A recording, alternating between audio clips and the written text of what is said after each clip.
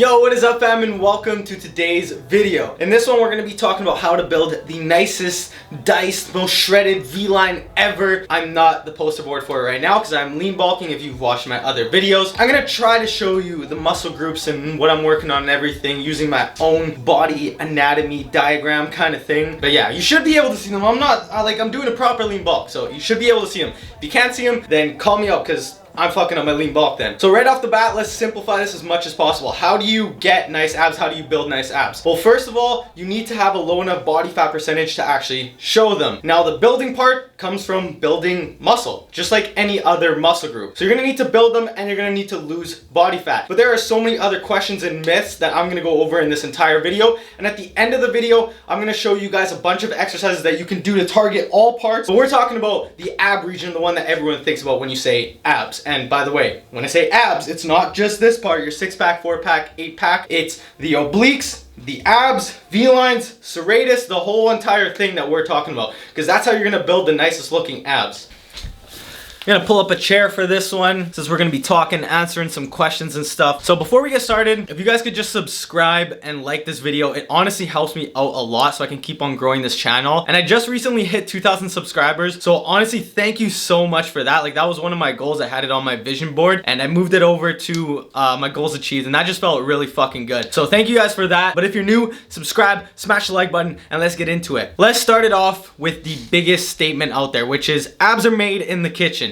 Now, this is false because abs are made when you're born, so you already have them, but sorry for being so sarcastic. But honestly, abs are not made in the kitchen. You can eat certain foods to help you build them, like your protein and being in a surplus to build the muscle, just like any other muscle group. But saying that abs specifically are made in the kitchen is not correct. You have to train them properly and train every part of the abs, not just your 6-pack or 4-pack. And then you're gonna use the food to make sure that you're eating properly and your body's getting enough fuel, energy, protein, so that it can rebuild the muscles. All the kitchen is doing is helping you reveal the abs. So you're gonna break down fat, melt off fat, cut fat, whatever you wanna call it. You have to already have built abs for them to actually show and look really good, which is what I'm gonna help you guys with. So the abs are made in the kitchen, but what do you need to do in the kitchen to make them visible? You need to be in a calorie deficit. That is the only way you're going to lose fat. There's no such thing as spot reducing fat, so you can't out crunch a bad diet. Like, if you have body fat and you're just trying to do crunches and sit-ups and whatever rotational stuff and trying to get rid of that fat, it's not going to work. What it will do though is build the abs, so then that way when you do decrease your fat, you're gonna have nice built abs. So that's also something we're gonna be talking about, because you want to be working abs even if they're not visible. Just like if you can't really see your bicep and you can't see the different striations or the long head and the short head, you're still gonna go do bicep curls. So just because you can't see your abs doesn't mean that they've just magically disappeared off your body. You still need to work them, so then that way when you go watch my shredding video, then you're gonna see the abs that you've worked hard for. In this video, I'm not gonna talk about losing fat and how to get shredded because I literally just made a video on that one. If you guys wanna go watch that and then come back to this one, or you can watch this one and then go back to that one, they go hand in hand because you're gonna be building abs and getting shredded all together. So then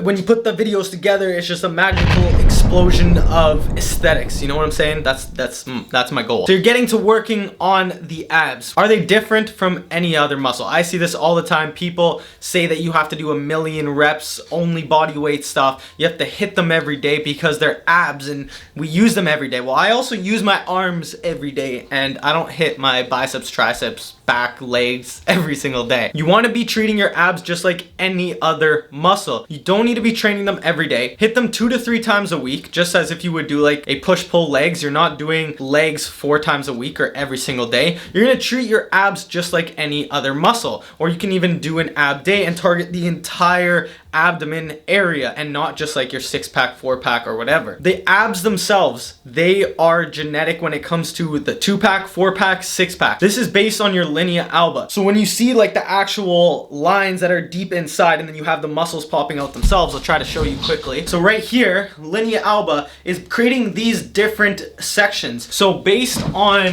what you're born with, that's what you're gonna get. You can't grow or separate your linea alba or add an extra pair of abs. So whatever you have is what you got. Work with it, build it, shape it, and create the abdomen that you want. And when you're working the abs, make sure that you're not doing like 40, 50 reps. It's just like any other muscle. You're gonna train it heavy. You might do some high repetitions. Make sure you're doing them slow, because I see people doing like all these fast crunches as fast as they can, and they're not focusing on the muscle mind connection and actually getting the muscle to contract. And that's why at the end here, I'm gonna show you how to contract different parts. So that way, when you're going into the exercise, you can actually think of that part contracting and seeing it contracting, so you know you're actually working that muscle. Another question I see or get a lot is, why do I have this like extra belly fat, lower fat, but this person over here can be like the same body fat percentage and have a flat stomach? So that comes down to genetics. Everyone will hold fat differently. Some people may hold it in their love handles, like for example me, that's where I hold it, in my love handles and into my lower back, where some people will hold it in the front, their lower abs. Now that just depends on who you are, but overall you can still reduce the fat in that area. Just like for me, it's a little bit harder to get rid of that like remaining fat on my love handles, but if I work hard enough and stay in the calorie deficit and continue training and doing my cardio,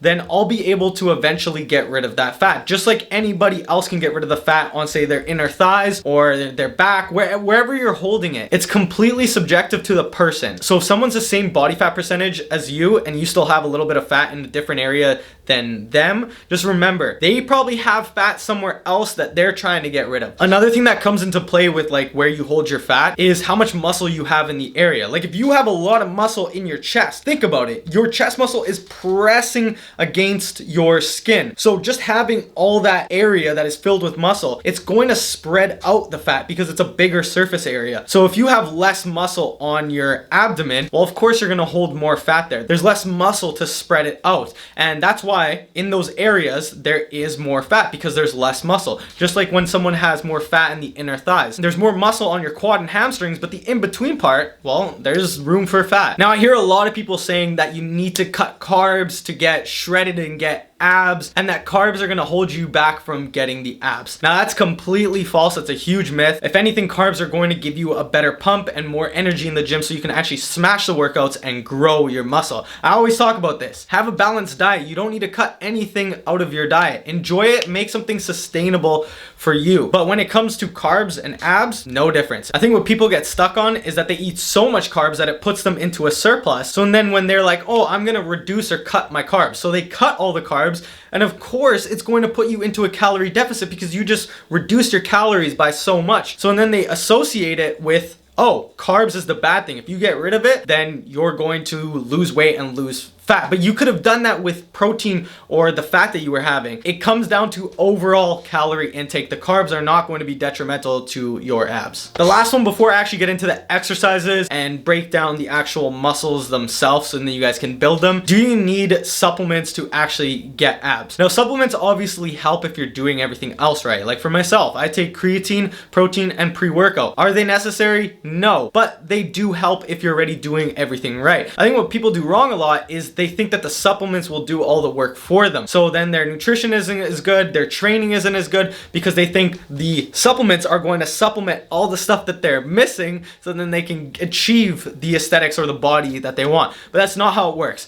I only recommend taking supplements if you're doing everything else right. Always focus on the training and nutrition and recovery first before you even think about taking supplements. And the only ones I ever recommend are really protein, creatine, and pre-workout, and that one's even optional too. Now it's time to show you guys the different parts of the abs, and I'll show you guys an example of how you can target it. We're gonna start with the abs, but more specifically, we're gonna be talking about the upper portion of the abs. These are different muscles because each one is going to be attached differently. So you can target the upper portion and the lower portion. So to target the upper portion, you want to be bringing your shoulders down to your pelvis, whereas when you're doing the lower portion, you want to be bringing your pelvis upwards. So I'm going to show you guys one of my favorite exercises to simply target the upper portion of your abs and how to do it. So we're going to do a crunch. We're not doing a full sit-up, but the thing I see done wrong the most is that people don't fully contract the abs and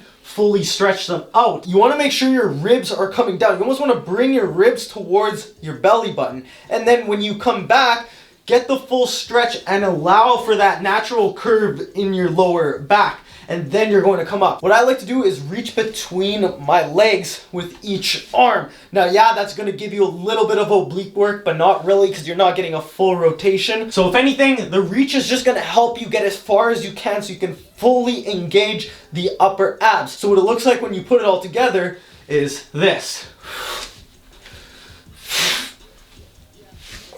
When I was doing the exercise, I was going pretty fast. I would actually slow it down, especially if you can't feel the upper abs engaging. You want to make sure you have that muscle-mind connection, mind-muscle connection, however you want to put it. But you want to go slow enough so you can feel the muscle engaging. But yeah, that's another thing I just see with abs is people going so fast that like when they're doing leg raises, just straight momentum. Now we're going to do the lower abs. So instead of having our torso coming down, we're actually going to have our legs coming up, which is realistically our pelvis coming up towards our ribs. So I'm going to show you guys one of my favorite exercises that you can do at home. I'm not going to use any machines just because I want you guys to be able to do these in case you're at home. Alright, we're going to be doing a reverse crunch. Now remember, we want to think about the pelvis, not just the legs. We're not working the hip flexors, so you're not just going like this. The pelvis isn't moving.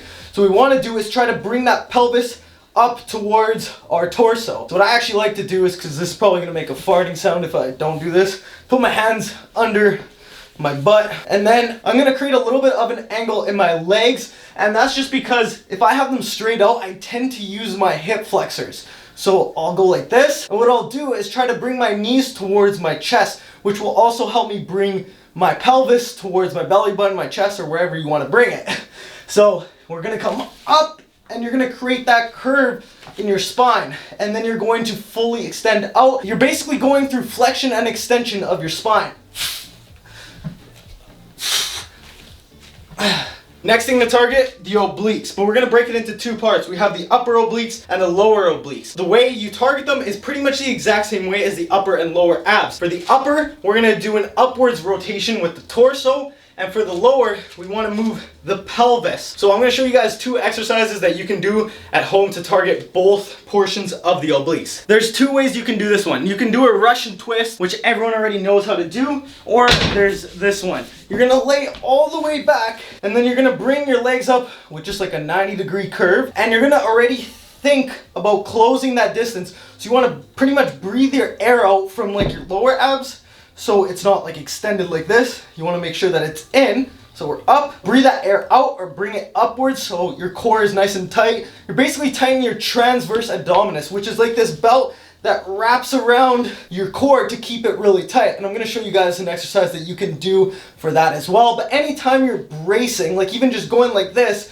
is going to work that transverse abdominis. What happens is people forget to brace and then it's not tight. They're not getting that work there. But if you actually tighten your transverse abdominis, you're going to get a nicer looking core and more tighter core. Because think about it, it's like a belt. If you were to put a belt around your waist and tighten it like a waist trainer, then it's going to look smaller. So you can do the same thing with that muscle. Back to what I was saying, bring your legs up. And from here, tighten, and you're going to come across.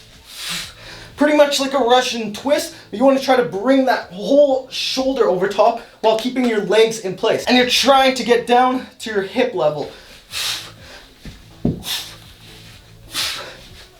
Next one is going to be for the lower obliques. So instead of having our torso coming down like that, you want to think about bringing your pelvis up and rotating it.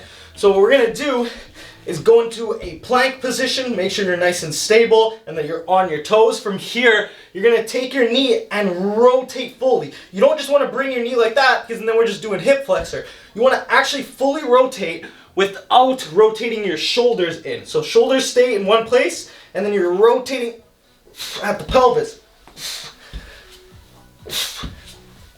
It's really important that you're breathing out the air so that your transverse abdominis is nice and tight. Because if you just have it fully extended out, it's going to be really hard for you to target your obliques and abs. Probably going to use your hip flexors more than anything. The next part I'm going to show you is part of your obliques, but there's an exercise that you can really target and isolate. Obviously not completely isolate because other muscles are going to be involved, but we can try to target it as much as possible. And that is going to be the V-line. Try to flex it for you right there. So right here, and it comes across in there. It's your oblique, but We call it the V-line. So I'm gonna show you guys an exercise. Also, I forgot to mention that there are the internal obliques, which run the opposite way. So right, the external go this way, you can see them, and then the internal are going to run the opposite way. So when you're pretty much doing a twist into that direction, your internal obliques are going to be aiding in that motion. So we're going to be targeting the V-line. What you want to do is lay completely flat on the floor.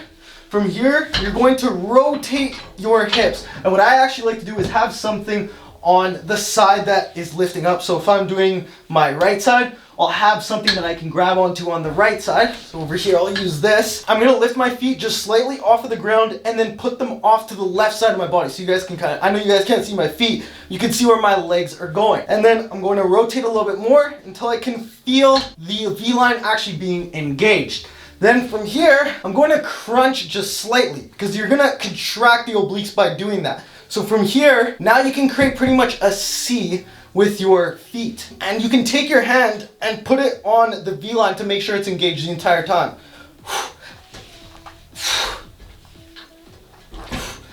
Two more areas that we need to work on. The serratus, which is right here, and it intertwines into the obliques. So people often think that it's like part of the obliques, but the serratus have their own function, which is protraction. So that's what we're gonna be trying to do. There's one really good movement. I'm gonna show you guys another one that also targets the obliques with it. So you're gonna get serratus work and you're gonna get the obliques. So the first exercise for the serratus is going to be a scapular push-up. So instead of doing your regular push-up, you're actually gonna start from the starting position and you're gonna let your scapulas drop together. From here, you're just gonna push through the ground and try to roll your scapulas off to the side of your body as much as possible and then come back down until they touch and then back up. You can even think about pushing your palms away from you as you're coming up. Next movement is a protraction with a twist. So you're gonna think about punching over top until you get your shoulder completely out in front, and then you're gonna come down and actually try to use your fist to punch right beside your hip. As you're doing that, you can think about pulling your arm to the other side or just straight out in front of you. You just don't want to roll onto this shoulder as you're doing it. So you wanna think about bringing everything together like this. The good thing about this exercise is that it's going to target your obliques and your serratus. Okay, and the very last one is a transverse abdominis. A lot of people will actually work this muscle by doing the vacuum, but I'm going to show you one that you can just do on the ground because not everyone can do a vacuum and it's kind of hard, and if you just ate, it's not going to feel good. So this one is going to be like a breathing technique similar to a vacuum, but you're not actually completely doing the full vacuum. So lay completely flat, and then what you're gonna do is lift up your feet. Now from here, you wanna think about expelling all the air in your lower abdomen. You can think about pulling up into your rib cage, and then what you're gonna do is try to tighten as much as possible down at your lower abs. Like tighten it, and then you can even expel a little bit. Expel a little bit that air, and then you're gonna actually let it go and do it again. So what it looks like is feet up.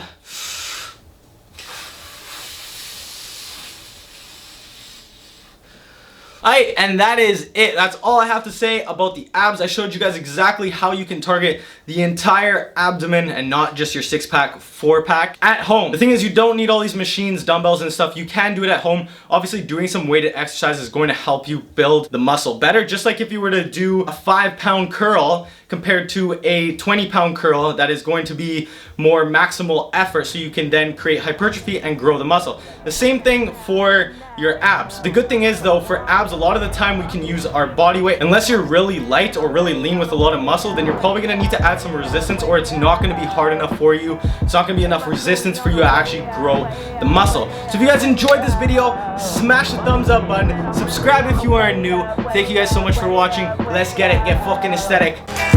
And my crew, we on the way up, way up, way up, way up.